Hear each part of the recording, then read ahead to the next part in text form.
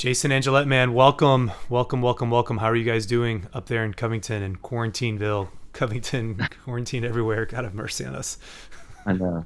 Doing well, brother. We're been staying home and trying to do the right thing and stay keep our sanity at the same time. It's How hard. about y'all? How Yes, y'all doing there? same. Yeah, trying our best to keep sane and keep the kids engaged and understanding. And I think that's been kind of the hardest part of this has been navigating the conversations with them and listening to them and hearing their fears, obviously, but also having to have some real hard conversations about like you just can't play with your friends right now, and Right. that's hard because they know that they want to. And but we make some accommodations. I mean, things that like we've watched Dude Perfect the last few nights. So shout out to the Dude Perfect guys. I know they're not watching me right now, but shout out to them. We've watched them do their live thing over the last few nights, which has been awesome.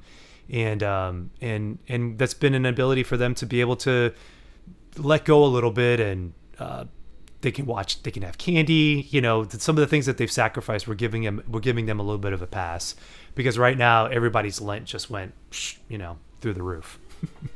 Right, exactly. No, one of the things that in the middle of everything, I'm always trying to see God's hand in everything, in a way of like bringing out a good and something bad. As you know, with my wife and I, with she's fighting a breast cancer, and so there's a little bit extra awareness of her condition because her chemotherapy and her situation she has a compromised immune system, so we really need to be careful over here.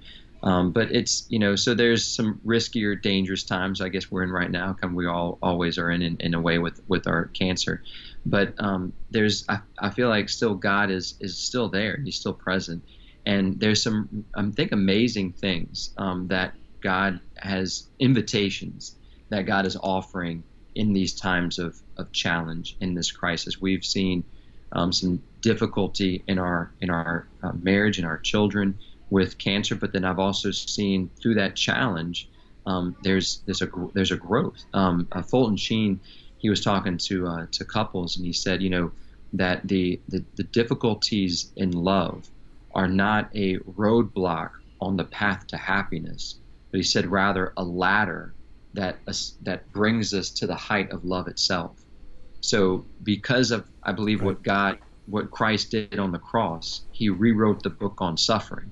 So when we encounter suffering, whatever inconvenience, anything, that we unite that to our Lord and his passion, his suffering, as St. Paul talked about, making up for what is lacking in Christ's affliction, that there's something. So already before we even look at some of the other things, we can just say right then and there, like if you're going through a tough time right now, if you're concerned, worried, if your paycheck is in question, is in jeopardy, if your conveniences are out, you're like, this is real, and this is a real challenge. That's something real that now you have to offer.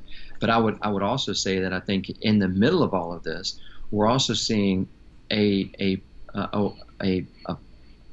challenge in our schedules. Like we're not able to do all the things that we were able to do before, and the practices canceled, games canceled, recitals not going on. I mean, all these things that we have been consumed by, and I think that that's the problem, and that's one of the things I think is a way that we need to understand, is that do we now realize how busy all of us have been before this happened, that when we would recommend, on retreats or talking to couples, like eating meals together as a family, how important that is, and trying to do that on a daily basis. It's like, man, that's just too hard. I mean, we're in so many different directions, and so our schedules have been so consuming that now we don't even have the ability, talking about praying together, eating together, Right. that is very basic and simple. But we can't do that because now our schedules won't allow that. But now we're in a situation where we do have that opportunity. So what are you going to do? Yeah. I'm gonna just pick up the baton right there. I think for us, it's been the same thing. I think we really have realized just how busy we've been, and the opportunity that's before us right now has been to be able to reconnect and to settle down a little bit. Family meals every night. We're eating, we're talking, we're engaging, we're watching a little bit. Like I said earlier about like Dude Perfect, that's what we've been doing this week. So again, grateful for that. We've watched a couple movies. We've allowed the kids to cheat a little bit on their Lenten practices. but to some degree, it's been a little refreshing having this time together, this abundance of time together, which I'm not trying to say like, is not without inconvenience. Yeah. But we've been able to kind of manage this time beautifully in at least, I shouldn't say beautifully. I mean, we're trying the best we can like everybody else, but it really has been, it's been nice. I'm not going to lie. I've actually have enjoyed being home. It's been great being with the kids. Having some type of routine and establishing that with them has been a real gift. And so we're just trying the best that we can, as I know a lot of families are doing what they can do. So one of those things then, not just in terms of leisure, but let's talk about prayer time. What have you guys been able to do to still manage prayer now that masses aren't happening here in New Orleans? Adoration chapels are closed. How have you guys still been able to maintain some type of routine in prayer as a family? Well, one of the cool things that like the schools do, because the kids go to Catholic schools, that the Catholic schools already have a routine of prayer. I mean, they begin the day, the younger kids go to St. Peter's in Covington, and the older two girls, they go out to SSA in Covington. And so there's already a routine of prayer in the day. And so now it's our primary objective to begin with as a family, to make sure that prayer routine is not just something they do in school. Like, the school is there to assist me as a father in faith, not replace me. And so some things, now we definitely have the time without, a lot of times in the morning when I'm bringing the kids to school, that's the prime time, prayer time for us as a family. That's a great time for us going to school, and in that car ride we're praying, and then at night we have our prayer time routine. But today, it was a little different. We got to wake up in the morning, and we talked about the feast day of Saint Joseph, and we're excited about that. Yeah. And then the other thing is that we, the Holy Father said today he wanted all the families to pray a rosary today. So what we did was we started our day with one decade of the rosary, and then we'll finish up the day with the rest of the rosary. And then we're doing a Divine Mercy novena. And so every day during the 3 o'clock hour, we've been gathering together. Yesterday we reflected on the gospel passage from yesterday, which was really interesting. I've been spending some extra time on it, and it was the passage where the point where it was, whoever breaks the least of these commandments and teaches another to do so will be considered least in the kingdom of heaven. And I started thinking about that. I was like, well, breaking the least of these commandments. And then I started thinking about, well, what's the greatest commandment? Okay, to love God with all your heart, all your mind, all your strength, and all your soul. What's the second greatest commandment? It's to love your neighbor as yourself. And then I started thinking about, like, well, how do am I teaching that to my kids, to break that by being impatient? Because love is patient, love is kind, love is not quick-tempered, does not brood over injury. And I started thinking to myself, I'm like, oh man. So I went into the kids and I said, look, I want to just say, like, this was the passage, this was the gospel reading, and I'm afraid that I've not shown you. I've been teaching you that it's okay to break the commandment of love by being impatient to one another, by being unkind, not because I said it with my mouth, but because I showed it to you with my actions. And so it was again, this is, I think, a great opportunity to kind of reconnect and almost like press the reset button on our family life. I mean, it's giving me more time to think, to pray, to listen. And then that's given me now the time to actually talk to my kids about stuff where before, I don't know if I would have had the opportunity to have had that time to share that. And so we talked about that. I got to apologize for that. We shared some apologies, and then we went into the Divine Mercy Chaplet, and then that was awesome. That was our number 3. That's awesome. Yeah, I'll share from my experience that we did the same thing yesterday in the reading. What struck me about the readings, both the first reading from Deuteronomy and then the second reading, well, the gospel reading, was just that, like, the rules. It's amazing how in the last week our government leaders have put all these new rules in place, and how quick we are to respond to them. How quick we've been to say, wash your hands for 20 seconds, engage in social distancing, don't go out unless you absolutely need to, and really kind of adhering to this quarantine. But why? Why have we all done this without real much question or pushback? I know there's some folks out there who are still saying this is this is panic or whatever, but by and large, everybody in my community is responding to this beautifully. And why? Because they have our best interest. We have to presume that they have our best interest, that this is the way that we're going to get through this thing, is by staying away from one another, by washing our hands, by taking care of ourselves. and not letting this thing spread as quickly as it could, because of Italy, for example, went from, whatever, 5,000 last week to 30,000 like in a week. It's just been this wildfire that's ballooned, and really wanting to prevent that. So thinking about that, like how quick we've been to follow these rules that the government has put before us for our betterment, how slow we are sometimes to follow the rules that the Lord puts before us.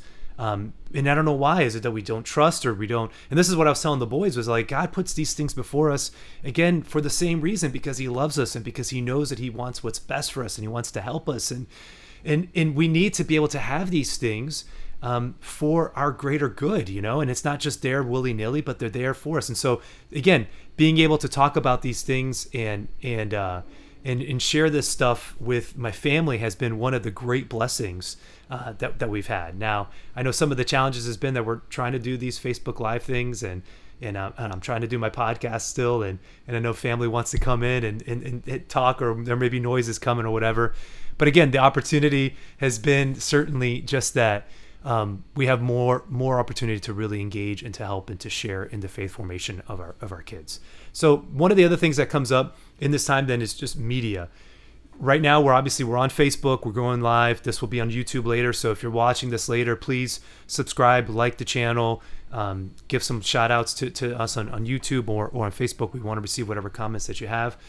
But there also has to be a balance. So on one hand, we know we're limiting social engagement with our kids, but on the other hand, everything has gone online.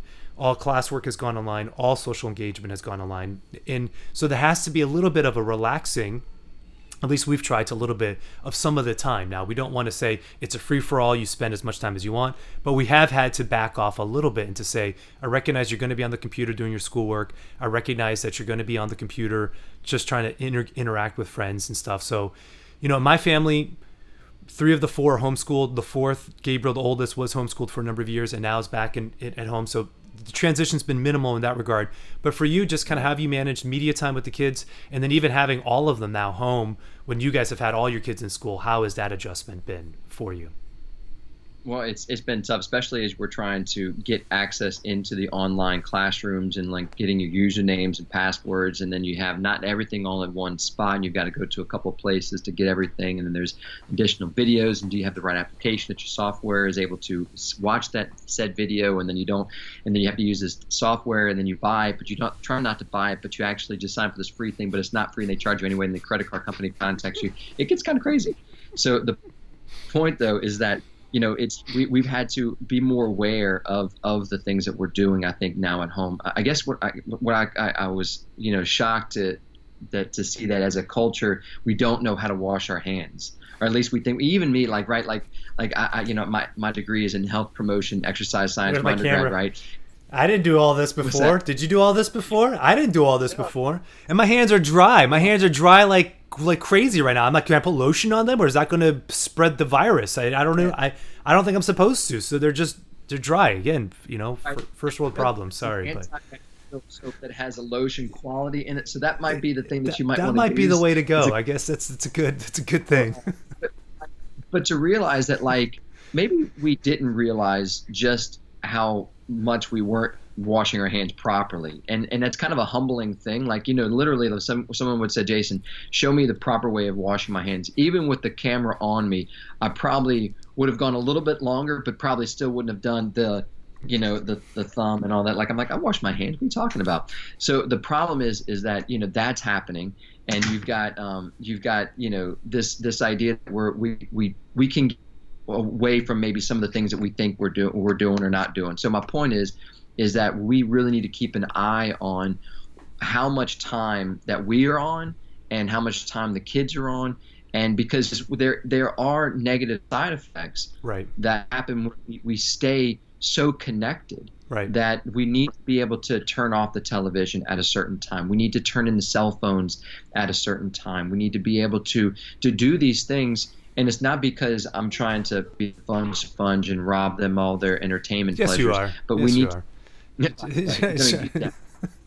there's moderation, and there's just like, just right. Even another, I don't know if you had this discussion, because your kids are already home all the time with most of them with the homeschooling. But like, like the summertime, like you've got complete access to a refrigerator and a pantry, Yes. and then you're like, guys, what's going in the pantry? Why are you Can't going eat in the all the refrigerator? time. Well, I'm hungry. Can't eat all the time. Can't eat all. We're going to have breakfast. We're going to have lunch. We're going to have dinner. Yes. We're going to have one snack. We're going to have one dessert. That's 5 times. That's a lot. You don't eat anything more than that. And if you're hungry, maybe you probably should eat more of the food that's at the dinner table, at the lunch table, or the breakfast table than what you're doing in the snack. So like those are the things that need to happen. So with those kind of insights, I think too that we can look at how much time are they spending on social media, how much time are they spending on the television, how much time are they doing in entertainment, video games, things like that, and really make sure you're limiting. I mean, some stuff that I remember seeing, like I think 2 hours a day of entertainment, that's a lot, and I think that we really need to be careful of how much more they do that past it. I mean, that's really like one movie. You're watching Lord of the Rings. I mean, that's 1.5 right there, but like. Doses or serving sizes for you, but being able to have control of that. Another thing that was practical is that, you know, for the kids, my oldest two, like they need to turn their phones in at a certain time. So like past 9 o'clock, the phone at 9 o'clock is in my room, it's charging, and they're not on it anymore. They need to be off of that. If the late night watching, the late night phones, that interferes greatly with sleep, and then that messes the whole next day up. It increases depression with lack of sleep. I mean, we know these research on these things, and if these things are causing lack of sleep or causing the kids to have a harder time to get to sleep, then maybe we need to be more aware of that. And also, like I said, going back to the social media stuff, I mean, we got to really not limit ourselves. We have to limit ourselves on how much we're using, because that can also kind of go into a downward spiral where our hearts are just, our minds are, and our thoughts are consumed with all this stuff that's happening. Yeah. I mean, we were talking about the media stuff, and I mean, it's the news cycle we can only listen to it for so much. We That's just right. need to just turn it off, good or bad, whatever's going on, and just be able to detach from it and find that time in that space. So that goes back to the basics of how are we doing as a family in our prayer time? How are you doing individually with your prayer time? And doing with meal time. There's I remember the pop checks, they talked about the liturgy of the home, and they talked about play, pray, work, and rest. And I think that's a good diet in our day, that when we're trying to keep a handle of things and keep a schedule, because I think we like schedules. I know parents do. We like the schedule, the routine of the day, because it helps manage and organize things. Well, then now we have a greater responsibility in this time to make sure that we've managed that schedule, and making sure the proper balance of work in the house, working together, resting. That's another big thing, that we're finding actual time to literally rest from our work and from the day and from our even entertainment, to be able to play as a family. And sometimes that can be even difficult, but to be able to learn how to play together. And obviously don't forget about praying together. Yeah, man, I think that those are all awesome things. Now, I'll say for me personally, the hardest thing has been kind of like when there's a Category 5 storm kind of sitting out there in the Gulf of Mexico waiting to come for us, that you feel this need to like just watch the news all the time. And the first few days of this over the weekend, it was really difficult for me. And going into Sunday night and Monday, it was really kind of like I was on it all the time, just kind of compulsively, really a lot of fear. And honestly, that's part of what started me to want to do these Facebook Live things over the course of the weekend. Carlos, my friend, and I, we were talking about this last week, and he had a great idea, say, let's do this. And so really, it like some of it was just also to say, okay, I need to express my fear, and I need to know that if other people, that if I'm feeling this, I know other people are feeling this as well. And if we're experiencing this, I'm sure others are as well. But what I've learned over the course of the last few days, here we are at Thursday, has been to actually like disengage a little bit, like not watch the news all the time. I check the news source one time in the evening just to kind of see what the latest updates have been throughout the day, both what's happening here locally, also what's happening with the government and the nation as a whole. And then Chris and I, we talk about it, and we probably stay up a little bit later than we need to, but it's been good for us to be able to have some time to reconnect. But honestly, just try not to get overly involved in the news, because of so much fear and anxiety kind of ramps up with all of that. So last thing then, just as we're kind of bringing some of this to a close here, we're at like 19 minutes or so, managing time with your spouse. I know this has been more difficult now, kind of going with having all the kids at home and trying to find quiet time or private time has been very difficult for us. But we've been able to manage and be able to have some time where we can kind of connect and share. But date nights, all the things that we normally encourage couples to do on our marriage retreats, a lot of this stuff is going to have to look a little bit different. Since you can't go out to your favorite coffee shop anymore, you can't go out to your favorite restaurant anymore. You may not even have a quiet space to go watch a movie. I mean, our house isn't very big. We have one living room, and we have our bedroom where we can kind of maybe watch something on Facebook. I mean, on the iPad for a little bit. But really, it's limiting in terms of where we can find space to connect. So how are you guys managing that? What advice or thoughts do you have for couples who are watching this about how to manage spousal time together in the midst of this quarantine time? Well, as you were talking, I started thinking about just some of the things that has been a benefit is that I don't feel as rushed right now. Like, we've had a chance to really kind of enjoy, I think, more of our meals together as a family, and that's been great to be able to have a little more conversation in our meal time, a little bit more engagement in our prayer time. But as far as like being able to connect, there's still that time where we've got to be able to tell the kids the day is over, the night is here, and mommy and daddy are going to have some special time together. And whether that's just us sitting down watching a show or just being able to have that quiet time together, just making sure that no matter how, I mean, I know probably we're all kind of like changing our routine a little bit, but to make sure that the kids still do get a good bedtime in, where there's a chance for them to kind of find their quiet time, but so that we can make sure that we're staying close to each other in our particular time together. So, I recommend things like, maybe during the day there's walks around, you can do that like you wouldn't be able to do before. Being able to, you can take the dogs if you have dogs or whatever like that, just kind of making something like that. Your morning routine, maybe it's getting up is a little easier now because we don't have to get the kids dressed and ready for school like we did before, making the commute and all that. So that's been amazing time saver. So like morning could be something like, we encourage prayer time, and some couples just have a hard time figuring things out. Maybe you're the couple that maybe the morning is that golden time for the two of y'all to pray together, or maybe the night is, but just really trying to find that time. And I would really encourage anybody, if they haven't done prayer as a couple, to really focus on trying to make a commitment on doing that. And my point that I was saying earlier, this like reset button, like that was a great time to do this. We've been blessed with a little extra more time. And this is the time that we can create these habits and consistently have this time to make this habit last and stand a little longer than I think if we tried for just a couple of weeks and then we just got busy with the day. We can do this. And so find that time in the morning, find that time in the evening for your prayer time, and then have that time just to hang out, relax, talk, plan out like when this is all over, where do you want to go? Let's celebrate the open doors and the open borders, and let's go somewhere. Where do you want to go? And talk about those things, but don't get caught up too much in the fear and the worry and things. There's always going to be something that we can be worried about and be anxious about, and make sure this is not turning a blind eye. But I always talk about, like Elise talks about, you glance at the problem, but you gaze at Jesus, where sometimes we can let the fear of the unknown of what's going on around us take our focus, and then we start to really invest in trying to figure things out.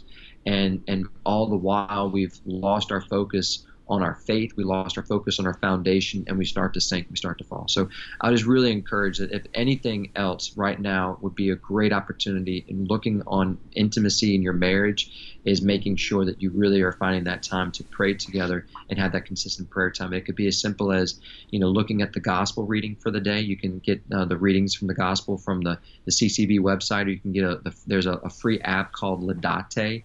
There's also another app that you can get that's got some great prayers called Ivory. Well, Magnificat right now has made their digital version for free, has opened that up for anybody. So, you can go to the Magnificat website and you can download their digital edition for free now. So companies are stepping up, which is really awesome. Yeah. Well, really, that I would say number one, get that Magnificat if you haven't got that already. Yeah. I'm going to do that today. I'm glad you said that. And then to be able to use that as a way to maybe meditate, read the scripture passage, something that you're thankful for, something that you want to ask for, and then maybe your plan for the day, and just have that together as your prayer time. That's right. Awesome. So tap. All right, man. So Thank you, Pastor. last thing here, yeah, absolutely. So we're near the end of 25 minutes. I wanted to kind of keep this under 30. Just one quick lesson that you think you've learned already, kind of in the midst of the storm, that you can hopefully take away, even when it's done. I think the one big thing is just the patience, patience in myself, and patience and what's going on, and I want to rush through everything, and trying to and have that patience, and within that patience, hear what God is saying. I mean, I really feel like this is a great opportunity, and I've been benefited from this, where I've been being a little bit more attentive to what God is asking of me each day, and what God is revealing to me in each day, and it's through the scripture, it's through the kids, it's through my wife, and being attentive and open, and not so rushed to doing the next thing, and really trying to sit more present in the moment. Yeah, I think mine's similar in that I have come to realize how busy I am. And, I've had a shift with my language when I talk about being busy, where before I used to kind of wear it like a badge. It's like, hey, I'm busy, I'm a human being, I'm productive. But now it's more like I am not managing my schedule well. And when I say I'm busy, I don't say it in a bragging way anymore. Now I say like I'm not doing my job to take care of my family well, or to manage my schedule well. So for me, being busy is not something that I'm proud of anymore. And so even now, like in the last few days, being able to really slow down, I'm waking up at the same time I'm running. It's pretty easy to manage the schedule in terms of like what we're going to do when. But yeah, trying to get the kids down at the right time so that we can have some time, Chris and I can have some time afterwards to just be able to talk and to catch up and to process and to see where we're at financially, to see where we're at with groceries, to see where we're at just kind of spiritually and connecting relationally, all these things. So for me, what I hope to take away from this is more of an awareness that that I need to slow down, and I need to not have so many different kind of, what's the word, coals in the fire, or irons in the fire, as they say, because having too many of them, honestly, is not, it's just not healthy, and that's what I'm realizing more and more, just how unhealthy it is. And the last thing is My just friend, even just recognizing, like, even in the midst of all this, and this is how I really want to end, in the midst of all this, like, we can have a lot of anxiety, a lot of fear, certainly, that it's there. I get it. It's a scary thing, but there's a profound opportunity for us to reconnect, for us to stay connected to the Lord and stay connected to each other, and to make something beautiful come out of this. And if that's the miracle that happens, is that there is greater attention to the things that really matter. I mean, entertainment's pretty much gone. No sports. Movies aren't coming out right now. We're relegated to what we have on Netflix or on Disney Plus or whatever. But there's only so much that those things can engage us before we realize, like, we need something more. So may this be a time for people to reconnect in their faith, to get their prayer life centered again. Thank you, Jason, for joining me. Thank you, everybody who's watched this. Please, again, support the channel. Follow us on YouTube. Follow us on our respective Facebook feeds here at Dr. Mario Sacasa or at Jason Angelette Official. Listen to the Always Hope podcast if you need some more diversions and other thoughts about how to live life in the midst of suffering, and how to find hope in everything. I have a great episode that just came out a couple days ago on running, which I know nobody's listening to right now because all we're thinking about is the coronavirus. But if you want a little bit of a diversion about what goals can look like and achieving those goals, that's a great episode for you. So, Jason, God bless you, man. I appreciate the time, and we're going to continue to do this, all right, for as long as we need to. All right? Be good, man. God bless you, brother. God Thanks bless you so too. You got it. much. You too.